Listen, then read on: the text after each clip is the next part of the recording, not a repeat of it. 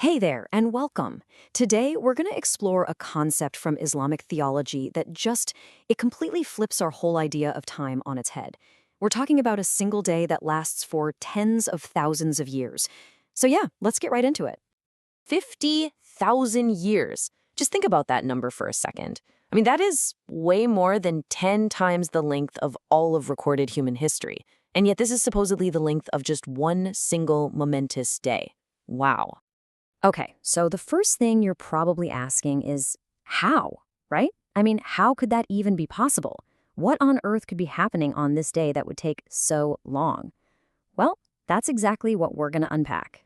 So this incredible length of time, it's not talking about a regular 24-hour day here on Earth. Nope.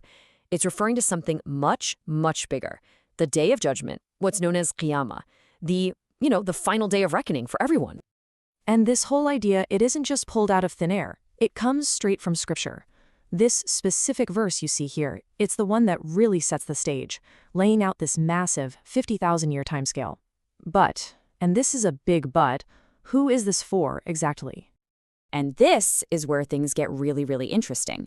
You look at the commentary from scholars like Imam al-Qurtubi, and he points out something crucial. This staggering length of time, it's not for everybody. It's specifically for the disbelievers. It's the period of their judgment before they face their ultimate fate.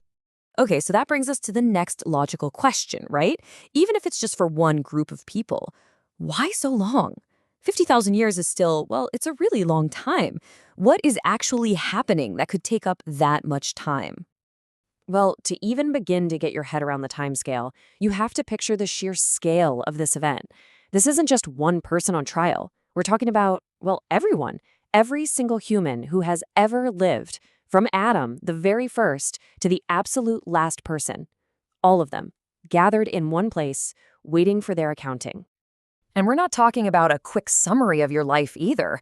The sources talk about a book of deeds for every single person. And as this verse puts it so powerfully, this isn't just any book.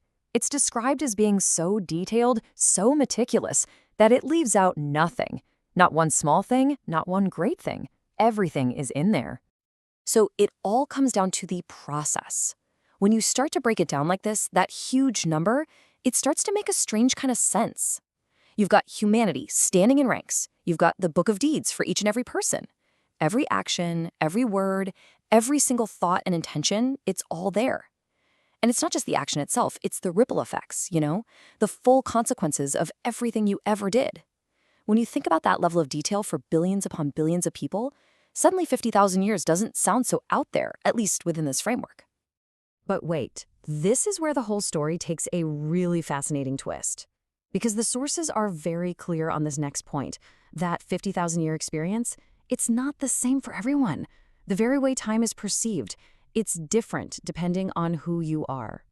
So while one group is facing this unbelievably long, difficult day, the sources say that for the believers, it's a completely different story. For them, there's good news. They experience that exact same period of time in a totally different way. I mean, the contrast here is it's staggering. On one hand, you have a day that feels like 50,000 years of grueling judgment. And on the other hand, for others, that same day feels incredibly short. It's like time itself becomes relative, totally shaped by the life you lived and the faith you held. And there are these beautiful narrations that try to describe this. This one here compares the believer's experience to the time it takes for the sun to set. Just think about that. That whole vast 50,000-year period condensed down into those few beautiful fleeting moments of a sunset. And then there's this one, which is maybe even more mind-blowing. It says that for the believer, the day will feel briefer than a single obligatory prayer they prayed in their life. The difference is it's almost impossible to comprehend.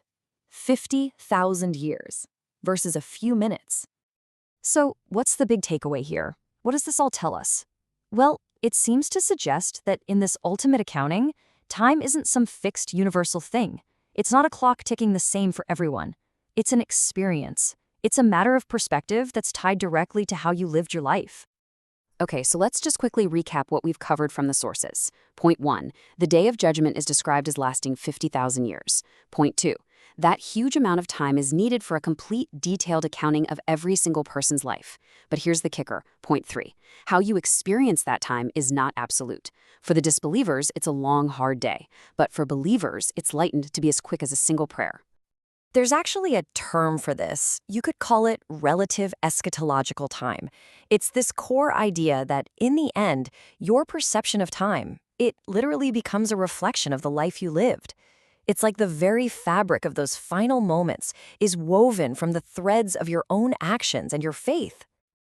And that really leaves us with one last, pretty powerful question to think about. This whole concept, as theological and out there as it might sound, it brings everything right back to us, right here, right now. Because if your experience of that ultimate, final time is a direct result of how you live your life, well, it really makes you stop and ask, how are we spending our time today?